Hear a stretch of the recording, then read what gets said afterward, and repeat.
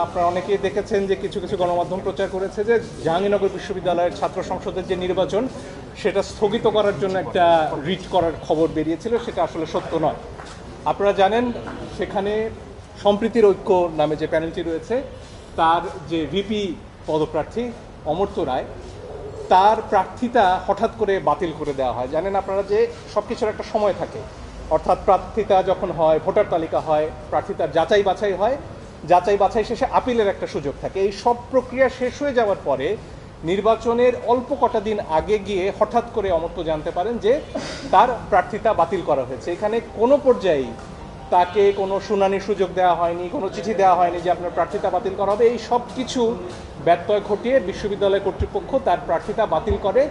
তিনি এই কিছুক্ষণ আগে এই রিট আবেদনটি দায়ের করেছেন। সেখানে কোনোভাবেই, আবারও বলছি, কোনোভাবেই নির্বাচন স্থগিতর ব্যাপারে কোনো প্রার্থনা আমাদের নেই। আমাদের একটাই চাওয়া, যাতে অমর্ত্য রায় এই নির্বাচনে ভিপি প্রার্থী হিসেবে প্রতিযোগিতা করতে পারেন। তার প্রার্থিতা ফিরে পাওয়ার জন্য এই আবেদন করেছে এবং তাকে যে আদেশের বলে এখানে প্রার্থিতাটা স্থগিত করা হয়েছে, বাতিল করা হয়েছে, সেই আদেশটি আমরা স্থগিত হতে হয়েছে। এর বাইরে আমাদের কোনো প্রার্থনা নেই। আমাদের আশা, কালকে আশা করছি আমরা এই রিটটির শুনানি করতে পারবো এবং তখন আমাদের বিশ্বাস যে হাইকোর্ট বিভাগ এই শুনানি শেষে অমর্ত্যকে জাহাঙ্গীরনগর বিশ্ববিদ্যালয়ের ছাত্র সংসদ নির্বাচনে অংশ নিতে দেবেন, প্রতিযোগিতা করতে দেবেন। এখানে অদ্ভুতভাবে তাকে অনিয়মিত শিক্ষার্থী বলা হচ্ছে, যেখানে আপনারা জানেন যে অমর্ত্য বিগত ফ্যাসিস্ট সরকারের আমলে খুবই প্রতিবাদী একটি গ্রাফিতি আঁকেন এবং তখন তার উপরে চড়াও হয় তৎকালীন বিশ্ববিদ্যালয়ের প্রশাসন।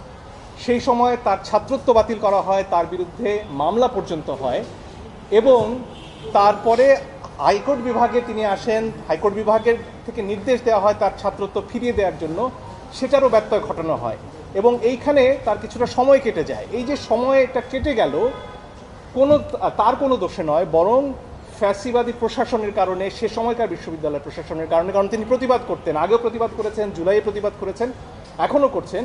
সেই কারণে এই যে একটা মাঝখানে একটা সময় কেটে গেল, সেটাকে কারণ দেখিয়ে আজকে বিশ্ববিদ্যালয় প্রশাসন বলছে তিনি অনিয়মিত ছাত্র। এবং আমি অবাক হয়ে দেখলাম কিছুক্ষণ আগে বিশ্ববিদ্যালয় প্রশাসন থেকে একটি সংবাদ বিজ্ঞপ্তি দেওয়া হয়েছে, সেখানে আমার মক্কেলের অত্যন্ত ব্যক্তিগত তথ্য, তিনি কোন পরীক্ষায় কি ফল করেছেন, এগুলো ফলাও করে তুলে ধরা হয়েছে। এগুলো স্পষ্টত তাই তার ব্যক্তিগত গোপনীয়তার লঙ্ঘন। এবং বিশ্ববিদ্যালয় প্রশাসন কিভাবে একজন প্রার্থীর বিরুদ্ধে এই ধরনের প্রচারণায় নামতে পারে, এটা আমার বোধগম্য নয়। এবং এই অদ্ভুত কারণটি দেখিয়ে কোনো ব্যাখ্যার সুযোগ না দিয়ে এখানে অমর্ত্যকে তার প্রার্থিতা বাতিল করা হয়েছে এবং সেটার জন্যই আমাদেরকে আদালতে আসতে হয়েছে।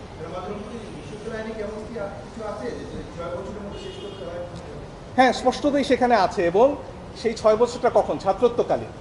এখন যখন একজন অন্যায়ভাবে একজন শিক্ষার্থী বহিষ্কারের শিকার হন, সেই সময়টা কোনোভাবে এই 6 বছরের অন্তর্গত হতে পারে এবং সেই ব্যাখ্যাটা আমলে না নিয়ে এবং ব্যাখ্যা করার কোনো সুযোগ না দিয়ে এই আদেশটি দেওয়া হয়েছে। সে কারণেই আমরা আদালতে এসেছি। এটা এখনই নিশ্চিত করে বলতে পারছি না, কারণ আর্য তাদেরকে আসতে হবে। আমাদের ইচ্ছা আছে, খুব বেশি বেঞ্চ নেই, আপনারা জানেন, আমরা এর মধ্যে একটিতে দেবো।